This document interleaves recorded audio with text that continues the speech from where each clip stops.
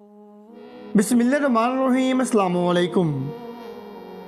वो सिख था, इंडियन फ़ौज में ऑफिसर था, मगर आज अमेरिका के इस ओल्ड होम में काबिल रहम हालत में पड़ा था। डॉक्टर से कहते कि दुआ करो तुम्हें मौत आ जाए। जितनी जल्दी तुम्हें मौत आएगी उतनी ही जल्दी तुम्हारा ये ज़हरी अज़ाब टलेगा। मेरी आदत है मैं हर जुमे वाले दिन जुमा की नमाज के बाद किसी न किसी ओल्ड होम में जाकर मज़हब को बलाए ताक रखते हुए तमाम तर बुज़ुर्गों से मुलाकात करता हूँ, उनका हाल दरियाफ्त करता हूँ, उनके दुख सुख सुनता हूँ, उनको तसल्ली देता हूँ, यहाँ तक कि नमाज मगरिब पढ़कर वहाँ से अपनी रिहाइश की तरफ निकल पड़ता हूँ। आज इसमें मामूल मैं जुमा की नमाज के बाद एक ओल्ड होम में गया जहाँ एक सिख मुकीम था, बल्कि यूँ कह लें कैदी था, जिसकी ज़बान पर ज़ख्म बने हुए थे जिनके अंदर पीप भरा हुआ था। उसकी हालत इतनी इबरतनाक थी कि ज़ख्मों से रसने वाले पीप को वो बाहर थूक भी नहीं सकता था। मजबूरन वो पीप अंदर ही उतार रहा था। मेडिकल साइंस उसका इलाज कर कर के थक कर हार मान गई थी, लिहाजा उसे तकदीर के रहम करम पर छोड़ दिया गया। अब चूँकि उसकी ज़बान पर ज़ख्म थे, लिहाजा वो बोल कर बात करने से भी कासिर था। इदारे की तरफ से उसे एक कापी और पेंसिल मुहैया की गई थी ताकि वो अपनी तकलीफ या ज़रूरत लिख कर बयान कर सके। मैंने जब उससे सेहत के मुतालिक दरियाफ्त किया तो उसने एक खाली पेज पर इंग्लिश में जवाब लिख कर दिया जिसका मफहूम था, मेरी हालत आपके सामने है, सवाल कैसा। मज़ीद सवालात के बाद पता चला कि वो इंडियन आर्मी में ऑफिसर था। रिटायरमेंट के बाद अमेरिका मुंतकिल हुआ, औलाद छोड़ छाड़ कर भाग गई, बीवी मर गई और वो लावारिस होकर इस इदारे की पनाह में आ गया। फिर मैंने उससे बीमारी के मुतालिक पूछा तो उसने बताया कि मुझे इस बीमारी के मुतालिक कुछ इल्म नहीं। मुख्तलिफ अस्पतालों में मुख्तलिफ डॉक्टर्स ने मुख्तलिफ इलाज किए मगर मुझे कोई अफाका नहीं हुआ। पहले ये ज़ख्म निचले जिस्म पर थे, फिर ऊपरी हिस्से पर बन गए और अब मुंह के अंदर और ज़ुबान पर बन गई हैं। डॉक्टर्स अपनी तरफ से पूरी कोशिश करने के बाद हार मान चुके हैं। अब उनका कहना है कि मौत ही तुम्हारी इस अजियत को कम कर सकती है। मैंने फ़ौरन से मौजू बदला, उसकी जाब के मुतालिक सवाल किए और फिर उसने ऐसा वाक़या सुनाया कि मेरी रूह तक लरज़ गई। मैं उसके अज़ाब को समझ गया। इस सिख आर्मी ने बताया कि वो कश्मीर में तैनात था। एक रात शराब में धुत होकर बाहर निकला, शबाब की तलब होने लगी। वो करीबी झोंपड़ी नुमा घर में घुस गया जहाँ एक नौजवान लड़की अपने नौमलूद बच्चे को दूध पिला रही थी। उसका शौहर चंद दिन पहले हमारी फोर्सेस के हाथों मौत के घाट उतर चुका था। मुझे उनकी हालत पर कोई तरस ना आया। मैंने उस नौमलूद को माँ के सीने से अलग किया और अपनी हवस मिटाने की कोशिश की तो लड़की ने मुज़ाहमत शुरू कर दी। मैंने लड़की के दोनों बाजों और दोनों टांगों में गोलियां दाग दी ताकि वो मुज़ाहमत के काबिल ना रहे, मगर इसके बावजूद भी वो अपना जिस्म मुझसे पमाल करवाने से बचने की कोशिश में हिलती जुलती रही। यहाँ तक कि मेरे सिपाहियों ने उसके सीने पर पाँव रखकर और मैंने उसकी इज़्ज़त पमाल करना शुरू कर दी। जब मैं अपनी आवाज़ मिटा चुका तो मुझे पता चला कि लड़की मेरी वहशत सहते सहते मर चुकी है। मैंने लड़की के साथ मुकीम बूढ़े बूढ़ी और बच्चे को भी गोलियों से भून कर रख दिया ताकि कोई मौके का गवाह न रहे, और इस मौके को मुजाहिदीन की कार्रवाई करार देकर मामले को रफा दफा कर दिया। मुझसे सबसे बड़ा जुल्म ये हुआ, मगर मेरी नज़र में ये जुल्म नहीं था, क्योंकि वहाँ रोज़ कश्मीर लड़कियाँ इंडियन आर्मी और हिंदू पिंडों के हाथों लुटती थीं। अपनी बात का मुकम्मल जवाब लिखने के बाद वो सिख आर्मी ऑफिसर ने पूछा मज़ीद कोई सवाल। मैंने कहा कि बताओ मैं तुम्हारी क्या मदद कर सकता हूँ, जिस पर सिख आर्मी ऑफिसर ने कहा कि वो लीमू पानी पीना चाहता है। मैंने उसकी ख्वाहिश की तकमील कर दी। इसके बाद अलविदाई कलमात कहते हुए उठने लगा तो सिख आर्मी ऑफिसर की तरफ से सवाल आया, पाकिस्तानी होने के बावजूद तुमने कोई नफरत का इजहार नहीं किया। मैंने उसे बताया कि मुसलमान होने के नाते तुम इस वक्त काबिल रहम हालत में नजर आए तो तुम पर रहम क्या बाखुदा अगर मैदान जिहाद में सामना हुआ होता और तू सही सलामत सामने होता तो उम्मत मुस्लिमा की एक एक बेटी का हिसाब लेता। मेरी दुखती आंखों को देखकर वो सिख लर्जने लगा और मजीद कोई सवाल ना कर सका। मैंने वापसी की राह ली और सोचता हुआ घर आ गया कि हमारे अल्लाह ताला ने इन लोगों के दिलों में हमारा डर पैदा कर रखा है। इसके बावजूद भी ये लोग हम पर जुल्म ढा रहे हैं और हम आंखें बंद करके बैठे हैं। ऐसा क्यों है? कोई जो मुझे मेरी क्यों का जवाब दे। माँ वो जालिम इंसान है, मुझे उसके साथ रुखसत ना करें। उसके साथ रुखसत करने से बेहतर है मुझे अपने हाथों से मार दें। बेटे तुम्हारे वालिद साहब ज़बान देकर गए थे, अब उनकी मौत के बाद मैं कैसे उनकी दी गई ज़बान से फिर जाऊं। माँ ने प्यार से समझाया था तो वो दोबारा से बोली थी, माँ उसके साथ रुखसत करने से बेहतर है मुझे अपने हाथों से मार दो। वो शख्स खौफ खुदा से आ रही है, वो मुझे इस्तेमाल करने के बाद तोमत लगाकर छोड़ देगा या मार देगा। उसके ख़ानदान का किरदार आपके सामने है। मारिया माँ रोने लगी थी। वो उस वक्त लाहौर के एक निस्बतन बेहतर फलाई इदारे में मुकीम था। जेल से कैद काट कर आने के बाद अब यहाँ ज़िंदगी के दिन पूरे कर रहा था। शुगर की वजह से बिनाई जा चुकी थी, टांग कर चुकी थी, जिस्म में हरकत करने की ताकत ना रही थी। एक ही तरफ बहुत देर तक लेटने की वजह से उसकी पुश्त पर जख्म बन चुके थे। बिस्तर पर गिलाजत हो जाने की वजह से उसके एक कमरे में हर वक्त बदबू ही रहती थी। मुकाफात अमल उसे अजीब सजा से दो चार कर रखा था। जिन लोगों की खातिर उसने जुल्म किए थे, आज वो लोग उससे मुलाकात तक के रवादार ना थे। ये कहानी ननकाना साहब के चौधरी की, आप भी सुनिए उसी की ज़बानी। मेरा नाम चौधरी खाकान नशमत था। मेरे दादा 16 मुरब्बा ज़मीन के मालिक थे। उनके 2 बेटे, एक मेरे वालिद साहब और एक मेरे चाचा खालिक हुसैन। मेरे वालिद साहब की औलाद में से हम 5 बहन भाई और 3 बहनें थे, जबकि चाचा खालिक का बस एक ही बेटा था। मेरे वालिद साहब हमारे बचपन में ही फौत हो गए थे। हमारी किफ़ालत भी मेरे चाचा ने की, यहाँ तक कि हम 3 बहन भाइयों की शादियाँ करवा दी और इसके बाद एक रात फसल को पानी देते हुए सांप के डसने से उनकी मौत हो गई थी। उनकी मौत के वक्त उनका बेटा 16 साल का था।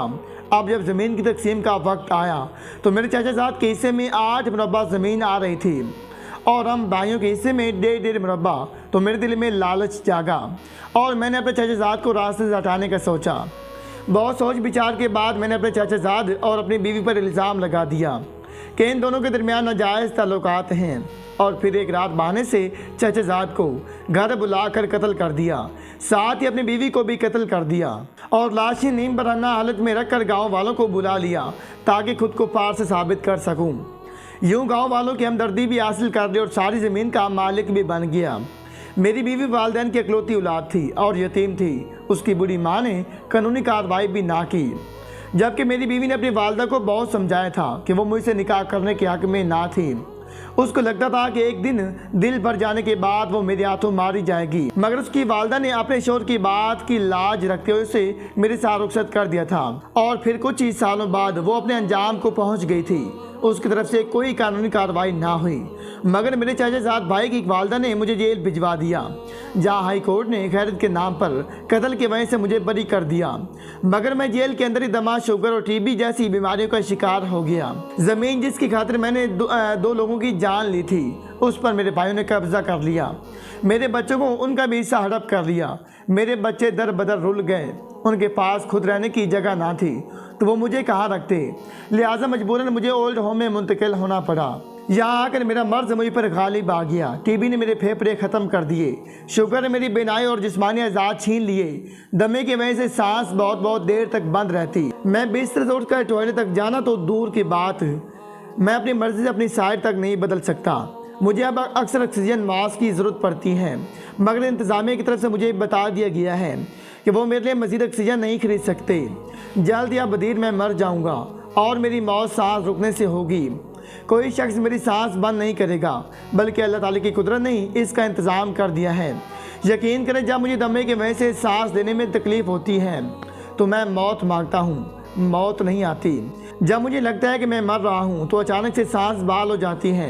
मैं आज बराना या नींद बराना हालत में पड़ा होता हूँ तो मुझे पता नहीं चलता। कहीं बार मेरी गिलाजत बिस्तर पर निकल जाती है तो मुझे कोई साफ़ नहीं करता।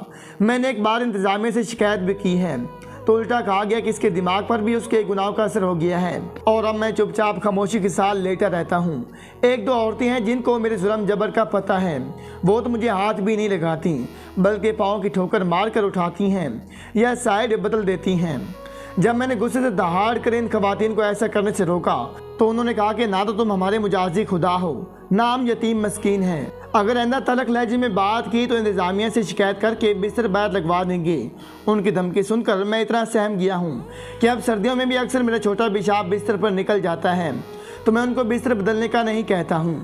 कभी किसी को रहम आ जाए तो मेरा बिस्तर बदल देती हैं, मेरी साइड बदल देती हैं, मुझे खाना अपने हाथों से खिला देती हैं, वरना इसी गंदगी पर बिस्तर पर खाना रखकर चली जाती हैं और मैं हाथों से टटोल कर खा लेता हूँ। मैं जिस ज़मीन को लेने की खातिर सगे चाचाजाद भाई और अपनी बीवी को कत्ल कर दिया था, आज वो ज़मीन बेचकर मेरे भाई अपनी फैमिलीज़ के साथ अमेरिका और कनाडा शिफ्ट हो गई हैं। मुझे नहीं पता मेरी औलाद किस हाल में है, मगर मैं यहाँ इब्रतनाक हालत में पड़ा मौत के लिए इंतज़ार कर रहा हूँ। आज मैं अपनी डायरी में अपनी आखिरी तहरीर लिख रहा हूँ, यानी मेरी डायरी का आखिरी सफ़ा। मेरा नाम असद एजाज है। मेरे तलक सूबा बलूचिस्तान के ज़िला जाफराबाद से हैं। मैं अपने इलाके का वडेरा था। मेरे इलाके में जितने भी MNA और MPA मेरी मर्ज़ी के बगैर नहीं जीत सकते थे। मुझे अल्लाह ताला ने ऐसी इज़्ज़त और रोब व जलाल से नवाजा था जैसे पुराने वक्तों में बादशाहों का होता था। मगर अल्लाह ताला की इतनी अताओं के बावजूद भी मैं नाशुक्र लोगों में से एक ठहरा। मैं राह हिदायत पर नहीं रहा। इतना सब कुछ अदा करने वाले हस्ती के सामने नहीं झुका। मैंने रवैती वडेरों से हटकर एक गरीब घराने में अपनी पसंद की शादी करवा ली। इस गरीब घराने में शादी करवाने की वजह अल्लाह की रज़ा या किसी किस्म का नेक मकसद मद्देनजर रखकर हरगिज़ ना थी, बल्कि मैं औरतों को पाँव की जूती समझने वाले लोगों में से था। और मुझे डर था कि अगर मैं किसी वडेरे के घर शादी करवाऊँगा और उनकी बेटी को अजियत दूंगा तो वो लोग मुज़ाहमत करेंगे, जबकि गरीब घर की लड़की को जितना मर्जी सता लूँगा, अव्वल तो वो अपने घर वालों को बताएगी नहीं ताकि उसके घर वाले परेशान ना हों। अगर बता भी देगी तो भी उसके घर वाले मेरा कुछ नहीं बिगाड़ सकेंगे, बल्कि मिडिल क्लास लोगों की तरह अपनी बेटी को सब्र शुक्र की नसीहत करेंगे। बस सूरत दिगर अगर वो कोई मुज़ाहमत करेंगे भी तो मैं उनकी बेटी के साथ साथ उनको भी बआसानी ठिकाने लगा दूंगा। लिहाजा सब बातों को मद्देनजर रखकर मैंने मुसर्रत नामी एक यतीम लड़के से शादी कर ली। मुसर्रत से शादी के बाद मेरे घर पहली औलाद बेटी पैदा हुई। मैं अपने तमाम तर करीबी जाने वालों और रिश्तेदारों में वाहिद इंसान था जिसके घर बेटी पैदा हुई। बाकी सब के घर बेटे थे। बाकी सब के घर बेटा पैदा होने का हसद मेरे दिल में इतना समा गया, मैंने अल्लाह की इस रहमत को सदके दिल से कबूल ही ना किया, बल्कि कई बार मैंने अपनी बेटी को कत्ल करके उससे जान छुड़ाने का मंसूबा भी बनाया। एक दो बार मंसूबे पर अमल पैरा होने की कोशिश भी की, मगर मेरी बीवी आड़ी आ गई। उसने मुझे मिन्नत से माजिद करके ऐसा करने से बाज रखा। जब मेरी बेटी, जिसका नाम मैंने सवेरा एजाज रखा, वो 3 साल की थी तो वो बोलने लगी, मगर उसकी ज़बान में लुकनत थी। बहुत ज़्यादा अटक अटक कर लफ्ज़ बोलती थी, जिसकी वजह से मुझसे और ज़्यादा मुतनफ़िर हो गया। एक बार फिर मेरी बीवी उम्मीद से हुई तो मैंने उसे पहले ही बता दिया कि अगर आपकी बार बेटी पैदा हुई तो तुम और तुम्हारी दोनों बेटियां कब्र में जाओगी। मैं भूल गया था कि बेटी या बेटे तो अल्लाह की अता होती है, जन से इंसान तो तब्दील नहीं कर सकते। लाख दुआओं के बाद भी जब मेरी बीवी हमल के 7वें महीने में थी तो डॉक्टर ने तस्दीक कर दी कि इस दुनिया में आने वाले नया मेहमान भी लड़की है। उस दिन के बाद से मेरी बीवी हकीकी महीनों में मेरे जुल्म स्तम की मुस्तहक ठहरी और मैंने उस पर जुल्म के पहाड़ तोड़ दिए। मैं रात को जब तक जागते रहता अपनी बीवी को दौड़ाकर उससे हवेली के इर्द गिर्द चक्कर लगवाता रहता, खुद घोड़े पर बैठकर उसके पीछे रहता, जहाँ वो रुकती डंडा उसकी पीठ पर दे मारता। ये सजा तब तक जारी रहती जब तक मेरी बीवी गिरकर बेहोश ना हो जाती। जब मुसर्रत गिरकर बेहोश हो जाती तो मैं उसे उठाकर किचन में ले जाता और सख्त गर्मी और हबस में उसे किचन में बनी शेल्फ पर लिटाकर बांध देता, चूल्हा जला देता, ताकि रात को जब मुसर्रत होश में आए तो गर्मी का नया अजाब उसके सर पर सवार हो। ऐसे ही एक बार मैं मुसर्रत को सजा देने के तौर पर हवेली का चक्कर लगवा रहा था कि सवेरा आकर माँ से लिपट गई। मैंने हाथों में डंडा पकड़ा, डंडा सवेरे के सर पर दे मारा, जिससे वो बेहोश होकर नीचे गिरी। मुसर्रत के दिल में मौजूद ममता ने जोश मारा और अपनी बेटी को उठाने के लिए दौड़ी। मैंने वो डंडा मुसर्रत के सर में दे मारा तो वो भी ज़मीन पर गिरी और होश आवाज़ गंवा बैठी। इस हालत के अंदर मैं अपनी बीवी और बेटी को घोड़े के साथ बांध कर घसीटते हुए घर में लाया और दोनों को किचन में बांध कर चूल्हा जलाकर सो गया। वो रात इन तीनों मुसर्रत, उसकी कोख में मौजूद बच्ची और सवेरा के लिए आखिरी रात साबित हुई। मुसर्रत चूँकि गरीब घर की बच्ची थी, सबको इल्म होने के बावजूद भी किसी ने भी कानूनी कार्रवाई की कोशिश ना की और उनकी मौत को अल्लाह की रज़ा मानकर उन्हें दफन कर दिया गया। इसके बाद मेरे जहन में ये बात बैठ गई कि मिडिल क्लास औरतें बेटियां पैदा करती हैं, लिहाजा मैंने लबीसा के एक नवाब के घर शादी कर ली। मेरी बीवी अमेरिका से पढ़ लिख कर आई थी, लिहाजा उसने इस गवार माशरे में रहने से इनकार कर दिया और हम दोनों मियाँ बीवी अमेरिका शिफ्ट हो गए। वहाँ मेरी बीवी ने मुलाजमत शुरू कर दी। मैंने अपनी छोटी सी मार्केट बना ली। अल्लाह ने मुझे बेटे से नवाजा, जिसका नाम मैंने फवाद रखा। फिर मैंने दौलत कमाकर बेटे के लिए जोड़ना शुरू कर दी, जबकि मेरी बीवी ने अपनी कमाई हमारे बच्चे की तालीम और तरबियत पर लगाना शुरू कर दी। मेरा बच्चा चूँकि माँ के ज़्यादा करीब रहा तो उसी से अटैच हो गया। माँ के ज़ेरे साए पलते बढ़ते वो जवान हुआ। जवानी में मेरे बेटे ने मुझे इस हद तक इग्नोर करना शुरू कर दिया कि मुझे अपने आप पर मलाल होने लगा। मैंने लाख बेटे के करीब होने की कोशिश की मगर नाकाम रहा। यहाँ तक कि मेरे बेटे ने मुझसे इजाज़त लेने लिए बिना ही अपनी माँ की रजामंदी से पसंद की शादी भी कर ली। फिर अपनी बीवी के हमरा एक कंपनी बना ली और कारोबार में मसरूफियत होने के बाद मेरे बेटे ने मुझसे हेलो हाय करना भी छोड़ दिया।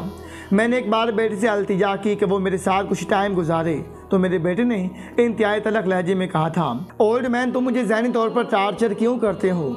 मैं उसके बाद कभी अपने बेटे से मुखातिब होने की जुर्रत नहीं कर सका। यहाँ तक कि अब मेरी बहू भी मुझे बुरा भला कहती है तो मैं अपने बेटे से शिकायत नहीं करता। एक बार मैंने चाय पीने की ख्वाहिश का इजहार किया तो मेरी बहू ने चाय बनाकर देने से इनकार कर दिया। मैं खुद किचन में चाय बनाने गया। जब चाय बनाकर कप में डाली और पीछे मुड़ा तो मेरी बहू खड़ी थी जिसने बर्तन गंदे करने की सजा के तौर पर मुझे धक्का दे दिया। चाय का कप मेरे हाथ से छूटकर ज़मीन पर गिर गया जिसमें मैं और मेरी बहू दोनों जल गए। जब रात को मेरा बेटा घर आया तो मेरी बहू ने मेरे बेटे को शिकायत कर दी। मैंने अपनी सफाई में कुछ बोलना चाहा तो मेरे बेटे ने ज़ोर से मेरे मुंह पर तमांचा मारा कि मैं दीवार से जा लगा और मेरे बेकसूर होने के बावजूद भी मुझे ओल्ड होम भेजने की सजा सुना दी गई। कल मुझे ओल्ड होम मुंतकिल कर दिया जाएगा। आज इस खुशी में मेरे घर में पार्टी रखी गई है जिसमें मेरी बीवी और मेरी बहू के मेके वाले शामिल हैं। मेरी बीवी का मेका खास तौर पर पाकिस्तान से बुलवाया गया है। आप सब खा लो खाना खाकर अपने अपने बिस्तर पर जा चुकी हैं। मेरी बहू ने अपने वालिदैन को नए बिस्तर डाल कर दिए हैं ताकि वो पुरसकून होकर सो सकें। मैं चाहकर भी बहू से बिस्तर मांगने की हिम्मत नहीं कर सका और जब मैंने अपनी बहू से बिस्तर मांगा तो उसने मुझे ले जाकर स्टोर रूम में बंद कर दिया। मैं सर्दियों की ये रात बिना बिस्तर के गुजारूंगा तो मुझे यकीन है मैं सुबह तक ठंड से अकड़ कर मर जाऊंगा, नहीं तो फिर सुबह मुझे ओल्ड होम मुंतकिल कर दिया जाएगा। और एक मशरकी मर्द होने के नाते औलाद और सब रिश्तों के होते हुए भी ओल्ड होम में जाने से बेहतर है मैं मर जाऊं और मैं मर जाना बेहतर समझता हूं। आज मौत के मुंह के सामने खड़े होते बस मुझे एक बात का मलाल है कि काश मेरी बेटी होती तो आज मुझे भी बिस्तर नसीब हो जाता, क्योंकि मेरी बहू ने भी अपने वालिदैन को बिस्तर दे दिया और बीवी ने भी अपने वालिदैन को बिस्तर दे दिया। मगर मैं जिसने अपने हाथों अपनी एक बेटी को दुनिया में आने के बाद और एक बेटी को माँ की कोख में कत्ल कर दिया था, मैं खुद सुबह तक ठंड की वजह से ठठर कर मर जाऊंगा फ़कत इसलिए कि आज मुझे देने के लिए मेरी बहू और बीवी और बेटे के पास बिस्तर नहीं है। मगर मैं जैसे अपनी बीवी और बहू को वालिदैन की खिदमत करते हुए देखा है, मेरा दिल कहता है कि अगर मेरी भी बेटी होती तो घर में बिस्तर ना भी होता तो वो अपना बिस्तर मुझे सौंप देती ताकि उसके बाबा को ठंड ना लगे। काश मेरी बेटी होती, काश मैंने बेटी को कत्ल ना किया होता। मैं ये डायरी आज के बाद कभी नहीं लिखूंगा। मैंने इस डायरी पर अपनी रहमदिली और नेकी के जितने भी वाक़यात लिखे हैं सब झूठ हैं। ये वैध वाक़या जिसके अंदर मैंने अपनी बुराई की है और ये वैध वाक़या ही सच है। मैं इस वक्त जहन पर जोर देने के बावजूद भी अपनी कोई नेकी नहीं सोच पाया जिसका वास्ता देकर अल्लाह से गुनाहों की माफ़ी मांग सकूं। मेरी डायरी पर आखिरी कहानी तहरीर हो चुकी है मगर आप लोगों की बाकी है। आप लोगों ने भी एक न एक दिन आखिरी तहरीर लिखनी है। इस आखिरी तहरीर से पहले अपने अमाल पर नज़रसानी ज़रूर कर लेना ताकि बारगाह खुदा में आप लोगों को मेरी तरह शर्मिंदा ना होना पड़े। वस्सलाम।